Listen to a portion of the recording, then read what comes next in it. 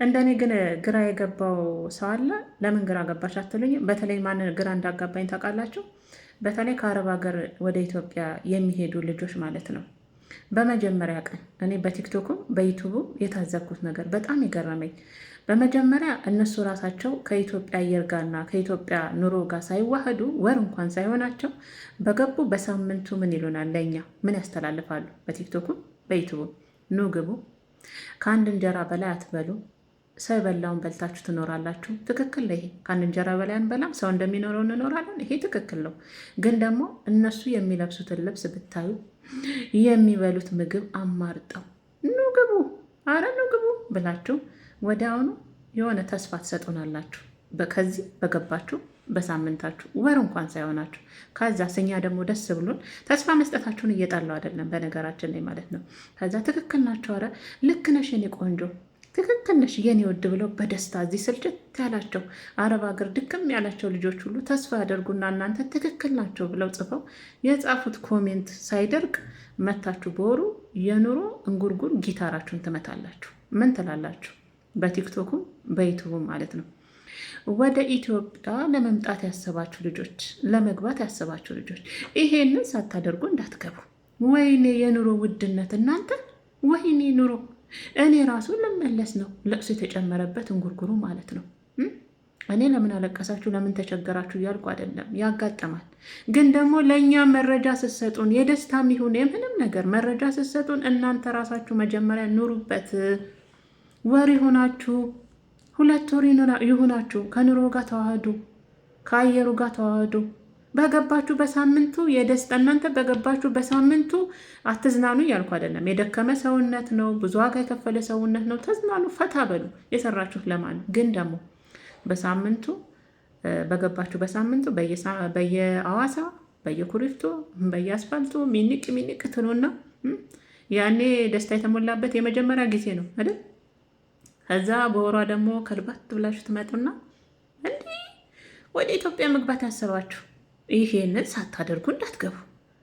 እኛ ልንመለስ ነው። እንደው ምን አለ እንደው የጻፍነው ኮሜንት ራሱ እንደው ቢደርቅ ተስፋ ትሰጡንና ትክክል ናቸው። በአብዛኛው እንደው ለመግባት የሚያስቡም አሉ።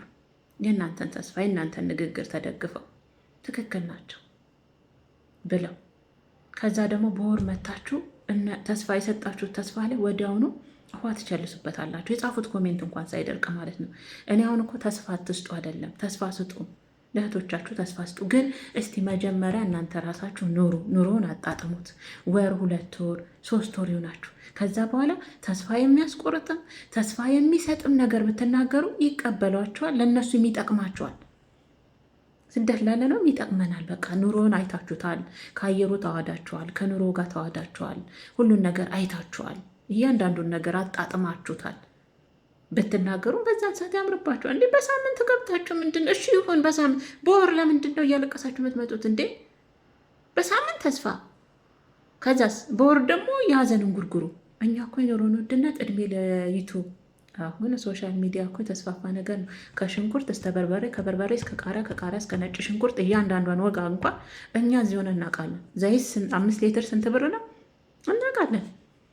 ሁሉም ነገር ይደርሰናል። እድሜ ለሶሻል ሚዲያ አይደል? ግን እናንተ እስቲ መጀመሪያ ምን ለማለት ፈልጌ መሰላችሁ? ግራ ተጋባው እንዴ እኛ እሰይ ትክክል ነሽ የኔ ቆንጆ ንግቡ፣ ከአንድ እንጀራ በላይ አትበሉም ትሉንና ትክክል ነሽ ብለን ሳንጨርስ ወዲያው መታችሁ ደግሞ እንዳትገቡ።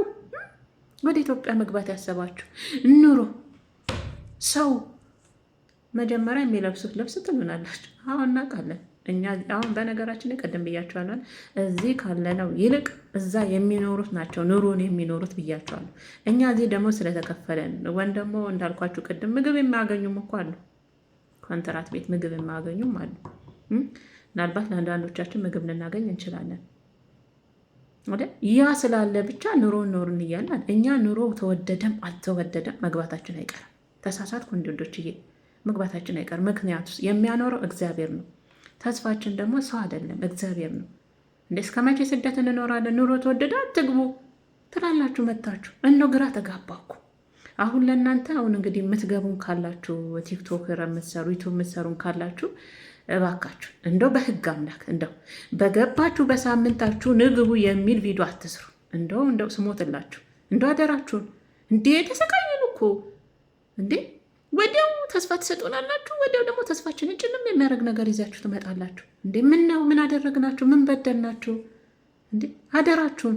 እንደ ቲክቶክ ሚተውም የምትሰሩ ልጆች እንደው በሳምንታችሁ ንግቡ የሚል ቪዲዮ ይዛችሁ እንዳትመጡ። እንደው የሚሉ ግቡ። ከዛ በወራችሁ ደግሞ የለቅሶውን ጉርጉር ጊታራችሁን ይዛችሁ እንዳትመጡ። የምር አደራችሁን። እንዴ እኔ አይቻ ግራ ተጋባው። የሆነ ሰዓት የገባች ሽብርቅ ድምቅ ብላ ተስፋ ትሰጣችኋለች። ከዛ ደግሞ በወሩ ደግሞ እንዳልኳችሁ የኑሮ እንጉርጉሩ ጊታራቸውን ይመቱብናል። እኔ እኮ ለምን እንደዛ ሆናችሁ እያልኩ አይደለም ወዶችዬ፣ ግን ለሁሉም ነገር ጊዜ ያስፈልገዋል።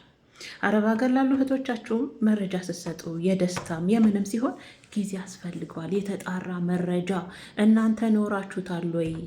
እንዴት ነው ኑሮ? እየኖራችሁ 2 3 4 ወር 1 ዓመት አይደለም 4 ወር 3 ወር 2 ወር ይሆናችሁ ትደርሳላችሁ። ከዛ ነው ግቡ ብትሉ እንኳን ደስ ይላል። ከዛ በኋላ የደስታም ይሁን የለቅሶም እንዳትገቡም ይሁን ግቡም ይሁን ያኔ እንቀበላለን። 4 ወር 3 ወር 2 ወር 1 ወር በቀላሉ እናንተ በገባችሁ በሳምንታችሁ ዙጥ ትሉና ሚንቅ ትሉና ከዚያ ወዲያው ደግሞ ተገልብጣችሁ በወሩ ለቅሶ። አቤትኛ እውነት እኔ ግራ ገባኝ። ኢትዮብ ላይም ሲሄድ እሱ ነው የሆነ ሰዓት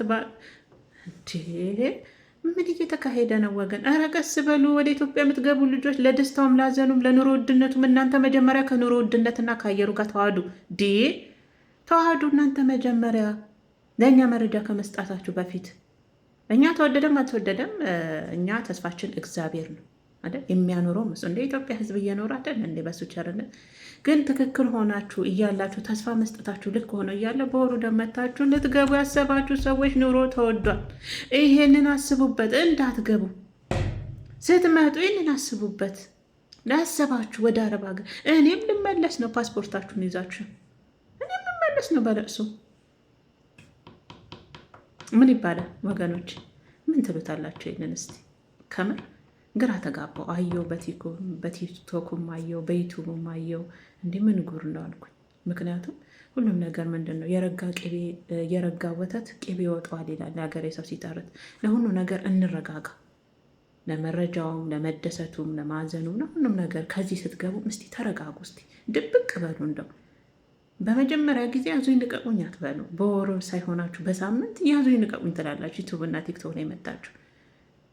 ከዛ በመጀመሪያ ጊዜ እንደዛ ናችሁ። ከዛ በሚቀጥለው ነብሽ ምድምድምድ ብሎ ተቀያይሮ በለቅሶ በንባ እንደዛ ትሆኑ አይደለም። ግን ድብቅ በሉ። ከዚህም ስትሄዱ ይሁኝ አትበሉ። ይሁኝ ያለ ሰው የትም ደርሰው አያውቅም። እስቲ እናንተ መጀመሪያ ኑሩት። ከኑሮ ጋር ተዋህዱ፣ ከአየሩ ጋር ተዋህዱ፣ ተጣጣሙ። ከዛ በኋላ እኛን እዚህ ያሉ እህቶቻችሁ ኑ ግቡ ትላላችሁ፣ ብርታት ትሆናላችሁ። እናንተ እዛ በርትታችሁ 2 3 ወር ሳይሆናችሁ ተስፋ ትሰጡና ያልሆነ ነገር ትሏቸውና ስንት እናንተ በምትናገሩት ንግግር ውስጥ ተስፋ አድርገው እገባለሁ ብላ ራሷን ያነሳሳች ሴት ትኖራለች። ከዛ መለሳችሁ ደግሞ ካቸልሱባታላችሁ መታችሁ። እሷም ወዲያው እገባለሁ ብላ ተስፋ አደረገችው፣ ወዲያው ደግሞ ተስፋ ጭልም ይላል።